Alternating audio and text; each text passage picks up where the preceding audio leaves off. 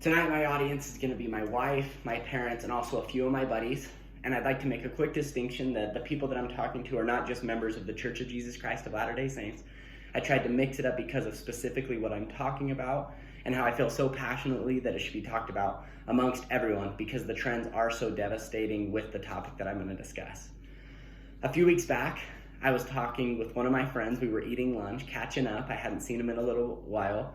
And he was mentioning the devastating effects that his parents' divorce a few years prior was having on him, but especially his younger siblings, and how over those last few years he had seen some really worrisome things in his siblings, and he didn't like the trend that it was going. He was bugged with his parents, and he also was mad that the way they handled it and what happened was now affecting him and his little siblings. This isn't unusual. In the United States, 40% of marriages, according to the US Census last year, end in divorce. And 6 out of 10 of these, according to CBS News, have children involved. So it's a very prominent thing in our country that divorce is happening, and not just divorce, but that children are a part of this divorce. But the consequences of this can be devastating, not just for the people that are involved in the actual breakup, but for the children, and especially the children. This is similar to my father-in-law, who had his parents divorce when he was young. His mom left her dad, or his dad, and because of that, the family was broken up, and there were some really, really bad consequences with him and his brothers. Online, there's a great video on YouTube that shows personal anecdotes of people who have dealt with divorce, children, and what that meant for them. I'd like to share a quick snippet of that, just so that you can see what people have felt as being a part of this really, really tough part of love and relationships. I was 3 years old when my parents came to me and told me they were getting divorced. I've actually been through 2 divorces in my life. My parents separated when I was about 6. My parents got divorced simply because they didn't get along anymore. I was 2 years old when my parents first got divorced. My parents have been married for 40 years and they're getting divorced this year. The first divorce, that was like my dad. That was the guy that, I'm half of, and not seeing him the way that I saw him growing up was really strange. I thought my dad wasn't my dad anymore. When my mom told me that my dad was moving out, I was in disbelief.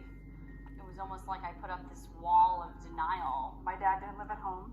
He moved to Miami. Most of our conversations from that point on were on the telephone. You recognize that something's different, and then you're confused about what's happening, and then you go, okay, you're trying to figure something out, and maybe you still haven't figured it out, but you're angry about it because it's different, and then you're wondering, is this different bad, or is it good, and you're not sure, but then you're wondering if you had something to do with it. It wasn't just about them getting divorced. It was about my whole family being broken up. Mom talked about dad. So there's just a short snippet of that video for you, but I thought it was powerful, some of the things that the people said. The lady in the video talked about how immediately after the divorce she began to put walls up and she wasn't able to communicate the same way that she felt like she was before. And that gentleman at the end talked about how it wasn't just a breakup of 2 people, it broke up an entire family.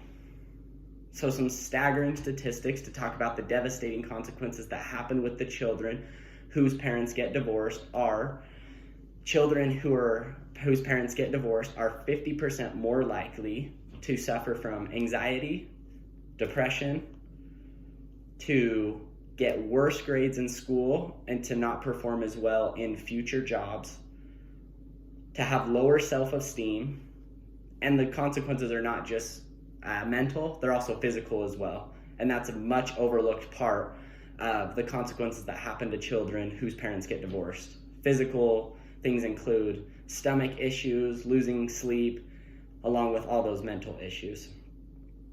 So what do we do about it? I think there's different stages we're all at in a relationship, whether it's dating, whether it's being married, or whether it's being married with kids, and possibly even it's having been divorced. I think it's having the proper conversations, being able to communicate, and being able to handle the different things that come up in a marriage so that you can overcome those and make sure that your kids are your number one priority. The number one source or reason people get divorced is money. There's one example of something that can totally be avoided by people if they're able to communicate and have healthy relationships. So I would invite everyone, whether you're in the dating stage, married without kids, married with kids, to identify the ways that you can communicate better, build a healthier relationship, so not only can you have a happier relationship, but when you can have kids, or when you do have kids, or with the kids you already have, you help them be happy, healthy, and you can avoid the devastating consequences that so many people are dealing with and have dealt with. And I hope you do so, and I invite you to do so.